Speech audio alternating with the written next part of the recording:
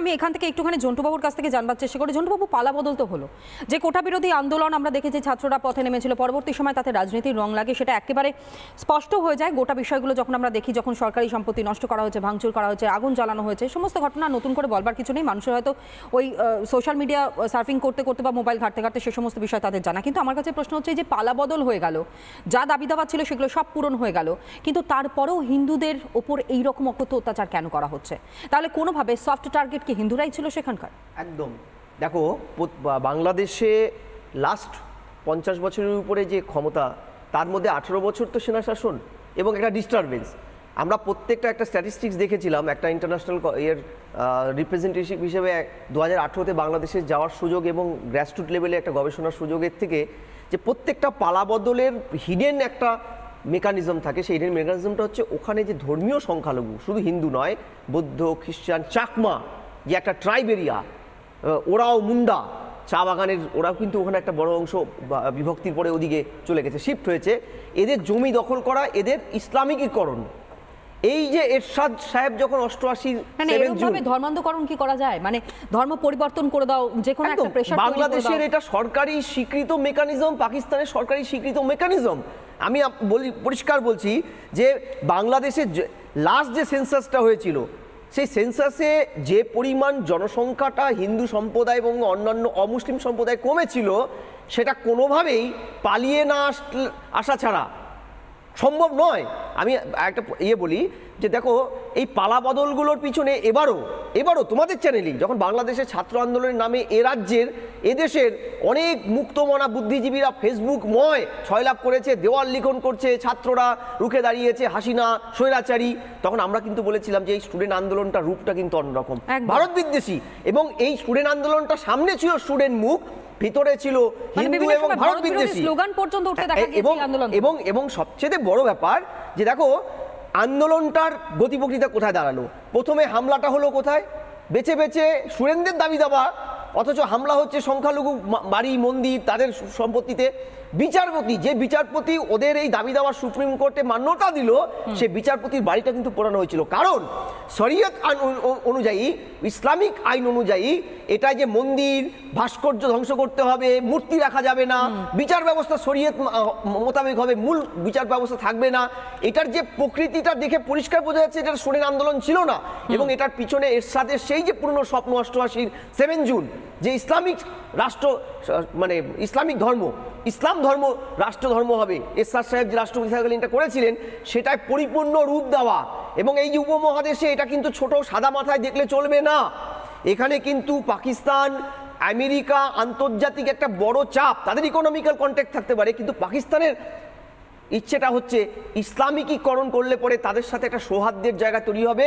এই যে জামায়াত উনি বলছিলেন, আমাদের অধ্যাপক সাহেব বলছিলেন, এই জামায়াত যে পাকিস্তানে, শুধু পাকিস্তানের দল নয়, এরা যে ওখানে এথনিক ক্লিনজিং এর হোতা ছিল 77-এ, তারা তো আবার সক্রিয় হওয়ার পিছনে পাকিস্তানেরও একটা হাত আছে। অনেকগুলো বিষয় কিন্তু এই আলোচনাতে উঠে আসছে। তবে এরই মধ্যে একটা ব্রেকিং আপনাদেরকে দিয়ে রাখি। বাংলাদেশে যেভাবে আক্রান্ত হচ্ছেন হিন্দুরা, যেখানকার সংখ্যালঘু হিন্দুরা, সনাতনীরা যারা পথে নেমেছেন, সেখানে এই মুহূর্তে খবর পাওয়া যাচ্ছে যে মোহাম্মদ ইউনূস তিনি কিন্তু বৈঠকে ডাক দিয়েছেন এবং সেখানে কার্যত হিন্দু সম্প্রদায়ের প্রতিনিধিদের উপস্থিত থাকার কথা বলা হয়েছে। তিনি বলছেন হিন্দু সম্প্রদায়ের প্রতিনিধিরা তারা উপস্থিত থাকবেন এবং তাদের উপস্থিতিতেই আজকের এই বৈঠক সংগঠিত হতে চলেছে। একবার বক্তব্য আপনাদের সামনে আমরা তুলে ধরি। হিন্দুদের উপর লাগাতার হিংসা নিয়ে আলোচনা হবে, এমনটাই সূত্র মারফত কিন্তু খবরও পাওয়া যাচ্ছে। শুনুন। হিন্দুদের আক্রমণ করতেছে, বৌদ্ধদের আক্রমণ করতেছে, সংখ্যালঘু কয়জন আছে রে ভাই? কি জন্য তাদের নিয়ে টানাটানি করতেছে? এটা কি দেশের মানুষ না? তোমরা যখন দেশই রক্ষা করতে পারছো, কয়েকটা পরিবার রক্ষা করতে পারবে না? কষ্ট লাগে। সেও তোমাদের সঙ্গে ছিল, তার ছেলে তোমার সঙ্গে ছিল। যত হিন্দু পরিবার, মুসলিম, খ্রিস্টান পরিবার যত আছে, বলতে কেউ তার গায়ে আসতে পারে না। আমার ভাই, আমরা একসঙ্গে যুদ্ধ করছি, একসঙ্গে থাকবো। এটা পুরা বাংলাদেশ একটা পরিবার আমাদের। আমি বক্তব্য আপনাদের সামনে রাখলাম যে তিনিও উদ্বেগ প্রকাশ করেছেন সে দেশের সংখ্যালঘু হিন্দুদেরকে নিয়ে, সনাতনীদের নিয়ে, বৌদ্ধদের নিয়ে, এবং সেই বক্তব্য আপনাদের সামনে রাখলাম। দীপ্তাশুবাবুর কাছে আমি এখান থেকে আসি। সবটাই কি তাহলে আইবাস? তিনি যখন ক্ষমতায় আসছেন তখন তিনি বলছেন যে হ্যাঁ তাদেরকে বাঁচাতে হবে, সবকিছু করতে হবে, কিন্তু ক্ষমতা নেবার পরও তারপরও দেখা গিয়েছে হামলার ঘটনা ঘটছে। না, হামলার ঘটনা এখনও ঘটছে এবং এখন যেটা হয়েছে, এখন প্যাটার্নটা পাল্টে এখন যেটা বাংলাদেশের যে আরবান এরিয়া সেখানে অ্যাটাকটা হচ্ছে না, এখন হচ্ছে রুরাল এরিয়া। আচ্ছা বলুন তো, ওই যে লালমাটিতে যে মেয়েটিকে তুলে নিয়ে যাওয়া হয়েছিল, উনি বলতে পারবেন যে সেই মেয়েটির আজকে খবর, সেই মেয়েটিকে ফেরানো হয়েছে কিনা? দেখুন, বাংলাদেশে এর আগে 1971 সালে যখন মুক্তিযুদ্ধ হয়েছিল, তাতে সব থেকে বেশি মারা গেছিল কারা? হিন্দুরা। 30 লাখ হিন্দু মারা গেছিল। সেই হিসেবে যে মুক্তিযুদ্ধের কোটা নিয়ে এত কথা, সেই মুক্তিযুদ্ধের কোটা তো সব থেকে বেশি পাওয়া উচিত ছিল হিন্দুদের, তারা পায়নি। তো প্রথম থেকেই যে আন্দোলনে প্রথম থেকেই স্লোগান ওঠে ভারত যাদের মামার বাড়ি বাংলা ছাড়ো তাড়াতাড়ি, কিংবা যাদের হাতে লাল ধাগা তাদের এবার দেশ থেকে ভাগা, তো সেই আন্দোলনের লক্ষ্য কি সেটা একমাত্র বামেরা ছাড়া সবাই বুঝতে পারে। আমাদের বাম এবং বুদ্ধিজীবীরা তারা একটু দেরিতে বোঝেন, তারা প্যালেস্টাইন এসব হলে তাড়াতাড়ি বিভিন্ন সময় তো আমরা দেখেছি তৃণমূলপন্থী যারা বুদ্ধিজীবী বর্তমানে তারা পথে বেরিয়েছেন, কিন্তু তারপরেও কিন্তু আমরা দেখিনি আবার ওই বাংলাদেশের যে ঘটনা ঘটছে, হিন্দুদেরকে যেভাবে পেটানো হচ্ছে, মারধর করা হচ্ছে, একবারে কোড আনকোড বলছি, তার কারণ পথে কিন্তু তারাই নেমেছেন। এবং শুধুমাত্র হিন্দুরা তারা যে পথে নেমেছেন তা না, একই সঙ্গে বৌদ্ধরা, সন্ন্যাসীরা তারাও পথে নেমেছেন। তারাও বলছেন যে হ্যাঁ, তারা সেখানে নিপীড়িত, তারা নির্যাতিত, কিন্তু তারপরেও কোনো রকমের আওয়াজ কি এখান থেকে উঠছে? তৃণমূলপন্থী যারা বুদ্ধিজীবীরা রয়েছেন তারা আসবেন। আমি দীপ্তাংশু বাবু আসবো, রাধামোহন বাবুর কাছ থেকে রিয়াকশনটা আগে নিয়ে নিই। দেখুন, আমি একটা কথা বলি, আমরা তো বামেদের মতন না। বামেদের আসল চরিত্র, আসল রং সব মানুষ দেখে নিচ্ছে যে বাংলাদেশে হিন্দুদের উপরে হামলা হচ্ছে আর ওরা রাস্তায় বেরিয়ে মানে উল্লাস করছে আর মানে সাপোর্ট করছে ওই জামাতের যে মানে যেগুলো করছে। কিন্তু জিনিসটা হচ্ছে আমাদের, দেখুন আপনি আমাদের মুখ্যমন্ত্রী, বামেরা সাপোর্ট করছে তৃণমূল কংগ্রেসে, তারা কি পথে নেমেছিল? না, আমাদের পথে নামার ব্যাপার নেই। এটা তো একটা সেন্ট্রাল ইস্যু। এটা এই ইস্যুটা ডিল করবে সেন্টার, এটা তো আমরা ডিল করবো না, এটা স্টেট ইস্যু না। আপনি জানেন হয়তো আমাদের মুখ্যমন্ত্রী এটা নিজেই বলেছেন যে এই ইস্যু একটা কান্ট্রির ইস্যু যখন হয় তখন সেন্টারের ইস্যু হয়, এটা কিন্তু স্টেটের ইস্যু হয় না। রাধামোহন বাবু, প্রতিবাদ করতে গেলে আমি তুমি এই ব্যাপারটা কি থাকে? শোনো, প্রতিবাদ দিয়ে হয় না। জিনিসটা হচ্ছে যে এই যে ইস্যুসটা হয়, যে ইন্টারন্যাশনাল ইস্যুসগুলো, এগুলো ডিল করে কিন্তু সেন্টার। সেখানে আমরা কেন মানে আমি বলি কাউকে কোনো এই বাম এদেরকেও মানে এর মধ্যে, আমেরিকার মানুষ, লন্ডনের মানুষ, তারাও তো পথে নেমেছে, তারা তাহলে কিভাবে নামলেন? এবার কথাটা শুনুন, আমরা কি পথে নামলে কি এ হবে? আপনি বলছেন যে পথে নামা, আমাদের মুখ্যমন্ত্রী তো ওপেন বলে দিচ্ছে যে সেন্টারের ইস্যু, সেন্টার যা বলবে আমরা ওটা মানার জন্য রেডি। এর থেকে বেশি আর কি বলবো? এটা পথে নামা না নামার তো ব্যাপার নেই। আমরা কি পথে নামলে বাংলাদেশের শর্ট আউট হয়ে যাবে? রাদার আপনি বলুন যে বামরা পথে নেবে, বাংলাদেশি জামাতদেরকে সাপোর্ট করছে, এটা কি মানা যায়? আপনি বলুন তো মানা যায়? আপনি কি মানবেন? এটা মানা যায় না। আজকে তাই জন্য মানুষ তো বামেদের রং দেখে মানে চরিত্র দেখে নিয়েছে, তাই জন্য তো ওদেরকে সুন্দর থেকে উপরে উঠতে দিচ্ছে না। কিন্তু জিনিসটা হচ্ছে, দেখুন, যখন এই যে একটা ইন্টারন্যাশনাল ইস্যুস যখন হয়, এটা একটা issues of hue and cry, এটাতে এটা পুরো সেন্টারই পুরো ডিল করবে। এটাতে আমরা কেন, আমাদের স্টেট কেন, যে কোনো স্টেটের মাঝখানে আসা উচিতই না। মানে হিন্দু বাঙালিরা তারা সেখানে নিপীড়িত, নির্যাতিত, অথচ তাদের উপর যে অত্যাচার হচ্ছে তার বিরুদ্ধে যদি সেন্টার আমাদেরকে বলে আমরা সম্ভব না, এটাই তো আপনাদের স্ট্যান্ড। আপনারা এটাই বোঝাতে চাইছেন। সেন্টার যদি আমাদেরকে বলে তাহলে আমরা নিশ্চয়ই আমরা স্ট্যান্ড নেব।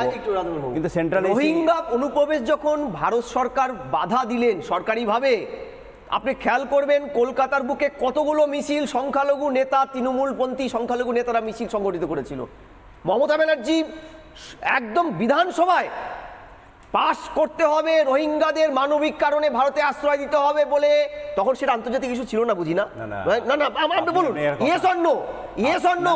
কলকাতায় বুকে সুলতান আহমেদ বড় মিছিল করেছে, আপনাদের গ্রন্থাগার মন্ত্রী সিদ্দিকুল্লাহ কত বড় মিছিল বের করেছিল, দিল্লির বুকে অবস্থান করেছিল। 30 বছর তো আপনি বামে ছিলেন, এখন রংটা পাল্টেছেন। কে বামে ছিল? কোন রাজনৈতিক দলের সাথে আমার কোনো সঙ্গ নেই। প্রশ্নটা হচ্ছে উত্তর এড়াবেন না। আপনি চাকরিটা কি করে ইন্টারন্যাশনাল ইস্যু বলে কি হয়? হিন্দু সম্প্রদায় করে চাকরি পেয়েছেন, ঝন্টুবাবু চুরি করে চাকরি পেয়েছেন, প্রশ্ন করছেন। আরে ওনার কথা উত্তর দেওয়ার জায়গা নেই, উনি ভুল করছে যে বিশ্ববিদ্যালয়ে অধ্যাপক হয়েছে এই সরকারের সময়, এই সরকারের সময় বিশ্ববিদ্যালয়ে অধ্যাপন আমি পেয়েছি, ফলে চোর নিজেকে বলে তো নিজের মুখে ছুতে হয়েছে। প্রশ্নটা হচ্ছে রোহিঙ্গা ইস্যুটা তো ইন্টারন্যাশনাল, আপনারা কেন রাস্তায় নেমেছিলেন? রোহিঙ্গা হচ্ছে আপনাদের নিজের লোক, আর হিন্দুরা যখন আক্রান্ত হয় তখন এটা ইন্টারন্যাশনাল ইস্যু। ঘুমটার নিচে ঘামটা, ঘুমটার নিচে ঘামটা, কি আশ্চর্য! তৃণমূল ধর্মের ভিত্তিতে এই সেপারেশন পছন্দ করে না, ধর্মের ভিত্তিতে সংরক্ষণ পছন্দ করে। মুসলিম সংরক্ষণ ধর্মের ভিত্তিতে চাই। এই ভারতবর্ষের প্রথম রাজ্য ওবিসি এ ক্যাটাগরি করে মুখ পুড়িয়েছে, তারপরে কথাগুলো বলছে। রোহিঙ্গা আপনার নেতা শাহজাহান রোহিঙ্গা কলোনি বানিয়েছিল, সেটা তো ভারত সরকারের নিজস্ব নীতি ছিল। আরে কার কি ছিল? এখন আপনাদের মদতে রোহিঙ্গা কলোনি বানিয়েছে। উত্তর দেবেন, উত্তর দেবেন। হিন্দুদের উপরে আক্রমণ হলে, হিন্দুদের উপরে আক্রমণ হলে এক সুর, বামেদের এক সুর, তৃণমূলের এক সুর। মানে এখন একটা বিষয় তার মানে স্পষ্ট, তৃণমূলপন্থী যারা বুদ্ধিজীবীরা তাদের সত্যি করবার কিছু নেই। তারা প্রতিবাদে নামবেন, তারা তাহলে বিক্ষোভ করবেন।